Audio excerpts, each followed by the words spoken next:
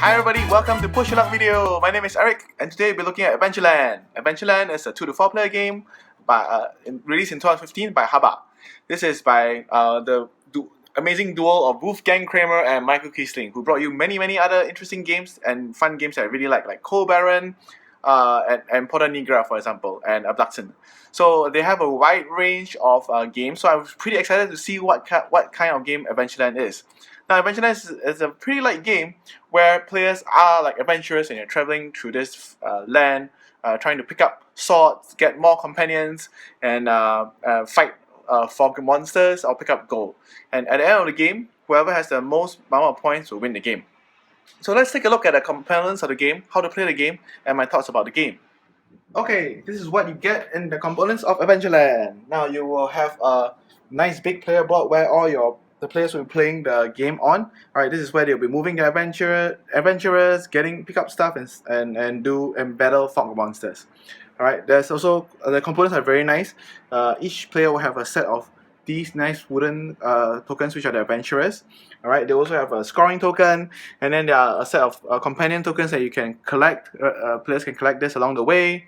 There are sword tokens. Alright, so these are sword tokens which will appear on the mountain areas. Alright, they will help you to fight the fog monsters. Some of them will have values. Each of these sword tokens, when you discard, you get to roll a dice which will add to your fighting value when you fight a fog monster. And these are nice, big, chunky dice. Really nice components. There are also herb tokens. So herb tokens have values which you can then add to your strength after you have rolled the dice and see whether you have defeated the monster, to help you to defeat the fog monster. Herb tokens are collected from the forests, right, when you go to there. These are the fog monsters. So fog monsters have a fighting value that you need to match or exceed to defeat the fog monster. But then they also have a points value. So if you defeat this monster, you get 6 points. Alright. So there are different values. Alright. Lastly, there's a water sprite token. So this water sprite token will move from river to river, or river spots to river spots. Any adventurers that happens to go past, alright, it will kind of kill them. Alright, the adventurers will be discarded and put back in the box. Right, and so and then you have a whole set of cards which will indicate when to place certain things onto the board. Alright, and that's it. That's all the components of the game. Very nice components, very nice artwork. So how do you play the game? At the start of the game, alright, you have you draw 8 cards. Alright, you draw 8 cards and you kind of seed the map at the beginning. So before that, you actually select one of the scenarios to play. So there's actually 3 scenarios that come with the game that you can choose from. The basic scenario, the fellowship, is just to learn what the game is, go around killing things, getting things, and scoring points. Alright, points are scored immediately, so there's no surprise who will win at the end. There's no end game scoring. The other adventure scenario is the Magnificent. Alright, it's kind of interesting because you're trying to collect the largest group of adventurers together, and that will give you quite a lot of points at the end. And it's kind of like a advanced introduction to the game. The third one is Escape to the Cities. It's kind of interesting because you're trying to not only fight the fog creatures but be the one that killed the most fog creatures. You're also trying to be the one who has collected the most gold tiles. You're also trying to be the one who has amassed the most adventures in the city. So if you want to play a bit more advanced variant of the game that you have played at the beginning, I would advise going for mission 3. Alright, so that's how do you play the game itself then? After you've chosen the mission, you will draw 8 cards. Alright, this will seed the tile. So when you draw 8 cards, you'll see what they have. So D10 means this means that you place a companion into D10. So you take a companion, you look at D10, you just put a companion here like that. Okay. Open next one. This puts a herb. This card puts a herb tile. Or you draw a random from the herb pack supplies. You put a herb tile into E7. This means you put a gold token. Alright, the gold tokens are the same. There's no difference there. Put a gold token in G8. After whenever you put a gold token, you move the water sprite to that area.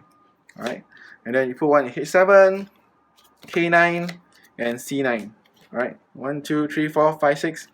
This will put a fog monster. You put a fog monster F10. Alright, fog monster cards do not count as a part of whatever set that you need to draw. Alright, so you discard. After you've done that, you put a fog monster, you draw another one. So another fog monster, another fog monster. 1, 2, 3, 4, 5, 6, 7, 8. Alright, after you've done this, alright, you have kind of seeded the board. And then you can play the game. Alright, so how do you play the game? Each player will take one turn. Alright, during the turn, they'll do two things. First, they'll draw two cards. So they review two cards, they'll seed the board, alright, and then they'll move. Now when they move, they can either choose one adventurer to move in two directions, any number of spaces that you can.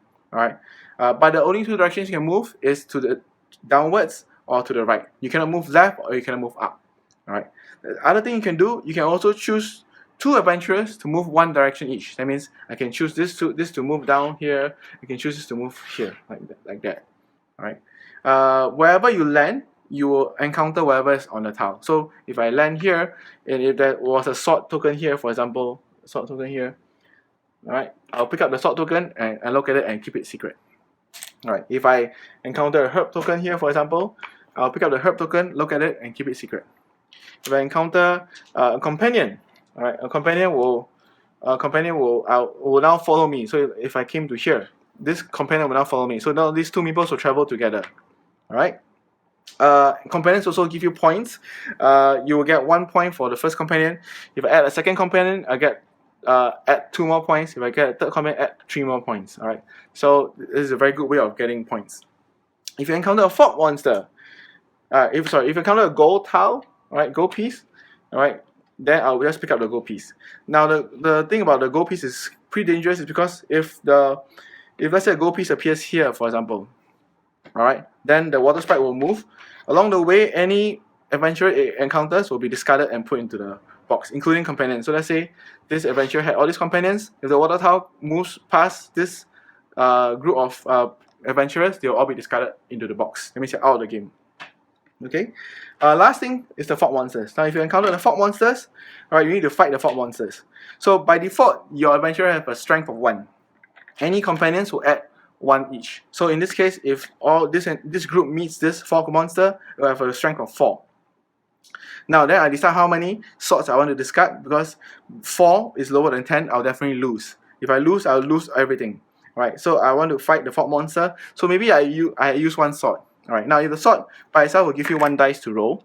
Alright, if the sword has a number, so some swords have numbers, like in this case the sword has a number 2. So this 2, you get a dice and the number 2 adds to your strength. So if I use this, I have 4 plus 2, I have 6. Now I can roll a dice. So I roll a dice. Let's say I roll 2, so 8 is not enough to meet 10. What I can do is I can then either trade in one of my herb tokens if I have. So this adds 3 to my strength, which means I can now beat this fog monster. I remove it, I get this amount of points immediately. Or I could trade in one of my gold tokens, if I had a gold token, to reroll the dice. So I can trade in gold token to reroll this dice. So I can reroll this dice. 4. So now I can defeat this fog monster and I get the points.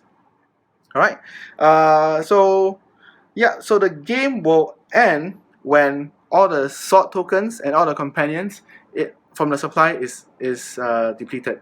So once there's no more companions left and no more sword tokens left in the supply, then everybody will get an even number of rounds, same number of rounds, and then the game will end. And whoever has the most points will win the game. And that's it. That's the very simple Adventureland. So let's go to my thoughts about the game. So what do you think about Adventureland? It is pretty simple. It's not too difficult to play and understand and move.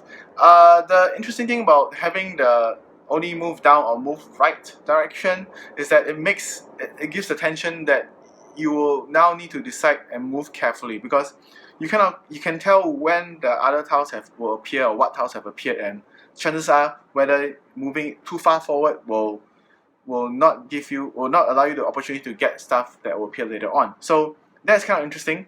The other interesting thing about playing the game is that if you're playing the introduction, the first mission, is that it seems that collecting the companions is a very good way of getting a lot of points, but doesn't necessarily mean that you will be using these companions to fight the fog monsters. So that's kind of weird in a way.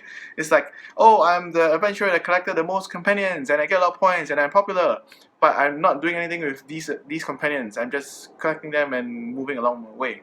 A lot of the reason is because this how the way the map is set up. If you look at the map, you will realize that a lot of the companions will appear in the lower right hand corner of the board.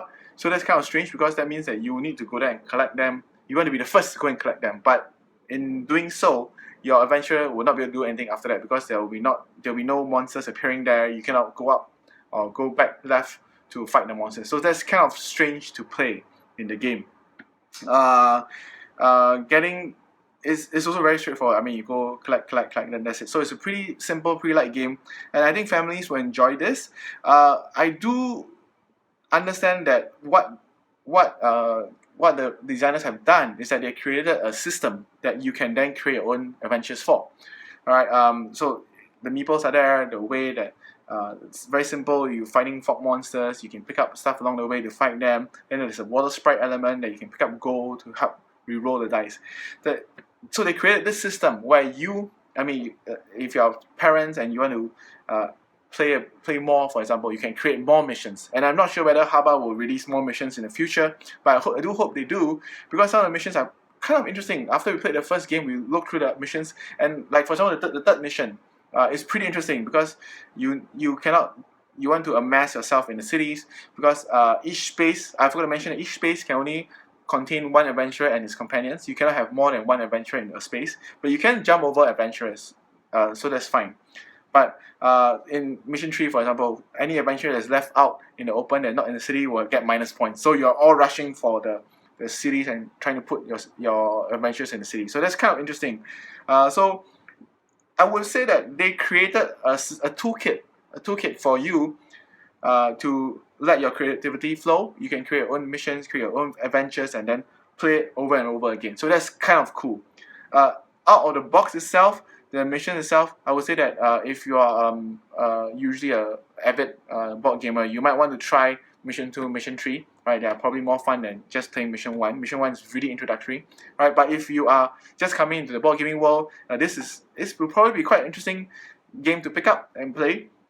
Because it kind of introduces you to the world of adventuring, going around and doing stuff, like a bit like Dungeons and Dragons-y in a way. Alright, so for me, it is a try before you buy. Not everybody will like it, but for creating a toolkit and for future plays, I think this is a pretty interesting concept. Alright, I'm not sure whether that was what the designers intended for. So that's my review. Thanks for watching, and thanks to HABA Games for this review copy.